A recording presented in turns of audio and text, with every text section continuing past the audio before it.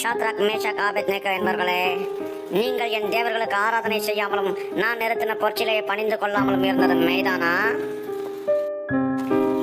இப்பொழுதும் நான் உங்களுக்கு சொல்லுகிறேன், நாகஸ்வரம், கிண்ணறம், வீணை, சுரமண்டலம், தம்பூர் முதலான சகலவித கீத வாத்தியங்களின் சத்தத்தை நீங்கள் கேட்கும் பொழுது உடனே தாழ விழுந்து நான் பண்ணி வைத்த சிலையை பணிந்து கொள்ள ஆயத்தமாயிருந்தால் நல்லது.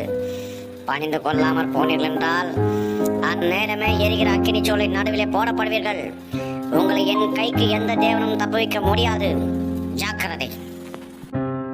ராஜாவாகிய நேபுகாத்நேச்சாரே, இந்த காரியத்தை குறித்து உமக்கு உத்தரவு சொல்ல எங்களுக்கு அவசியமில்லை.